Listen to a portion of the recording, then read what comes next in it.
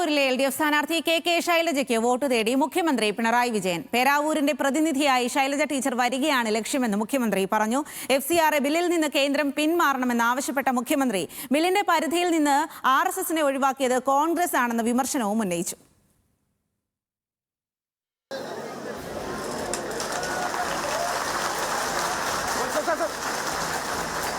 മട്ടന്നൂർ എന്ന സുരക്ഷിത മണ്ഡലത്തിൽ നിന്ന് പേരാവൂരിലേക്ക് മുൻ ആരോഗ്യമന്ത്രി KK ശൈലജയെ മാറ്റുമ്പോൾ CPM ലക്ഷ്യം ഒന്നു മാത്രം: പേരാവൂർ പിടിച്ചെടുക്കണം. പരസ്യ പ്രചാരണം തീരാൻ 4 നാൾ മാത്രം ബാക്കി നിൽക്കെയാണ് ജില്ലയിലെ ഏറ്റവും വാശിയേറിയ പോരാട്ടം നടക്കുന്ന മണ്ഡലത്തിലേക്ക് മുഖ്യമന്ത്രി എത്തിയത്.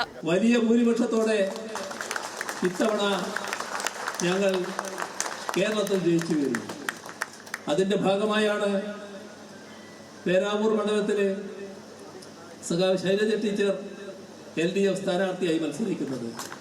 പേരാവൂരിന്റെ പ്രതിനിധിയായി ശൈലജ ടീച്ചർ വരിക എന്നാണ് ഞങ്ങൾ ഉദ്ദേശിക്കുന്നത്. 2011 മുതൽ 16 വരെയുള്ള കാലം കേരളത്തിന്റെ ഇരുണ്ട കാലമായിരുന്നുവെന്ന് ഓർമ്മിപ്പിച്ച മുഖ്യമന്ത്രി UDFനെതിരെ കടുത്ത വിമർശനമുയർത്തി. FCRA നിയമം ഭേദഗതി ചെയ്യാനുള്ള കേന്ദ്ര നീക്കവും പേരാവൂരിൽ മുഖ്യമന്ത്രി പരാമർശിച്ചു. ദുരുദ്ദേശത്തോടെയുള്ള ഭേദഗതി പിൻവലിക്കണം. നിയമത്തിന്റെ ആദ്യഘട്ടം കൊണ്ടുവന്നത് കോൺഗ്രസ് ആണെന്നും മുഖ്യമന്ത്രി വിമർശിച്ചു. ഇവിടെയും കാണേണ്ട കാര്യം, ഇതിന്റെ തുടക്കത്തില് ഒരു പങ്ക് കോൺഗ്രസിന് കാണാൻ കഴിയും.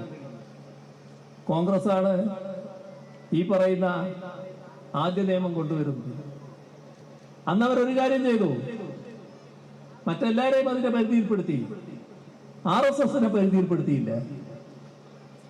ആ ഉപകാരം കോൺഗ്രസ് ചെയ്തു കൊടുത്തു. നേറ്റിവിറ്റി കാർഡ് കൊണ്ടുവന്നതിന്റെ ലക്ഷ്യം മുഖ്യമന്ത്രി വിശദീകരിച്ചു. എന്നാൽ അത് നടപ്പാക്കിയത് നന്നായെന്ന് പറയാൻ പ്രതിപക്ഷ നിരയിൽ നിന്ന് ലീഗ് പോലും തയ്യാറായില്ലെന്നും മുഖ്യമന്ത്രി കുറ്റപ്പെടുത്തി. ഞാൻ കേരളത്തിന്റെ സന്തതി എന്നെടുത്ത് കാണിക്കാൻ നേറ്റിവിറ്റി കാർഡ് കയ്യിലുണ്ടാകും. ആർക്കും ചോദ്യം ചെയ്യാനാവില്ല.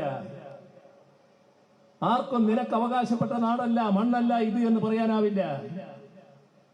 ആ സ്ഥിതിവിശേഷമാണ് LDF ഗവൺമെന്റ് ഉണ്ടാക്കിയിട്ടുള്ളത്. ശക്തമായ പ്രചാരണത്തിലൂടെ 2011 കൈവിട്ട മണ്ഡലം തിരിച്ചുപിടിക്കാമെന്നാണ് LDFന്റെ കണക്കുകൂട്ടൽ. കണ്ണൂർ ബ്യൂറോയ്ക്കൊപ്പം ന്യൂസ് ഡെസ്ക്, ന്യൂസ് മലയാളം.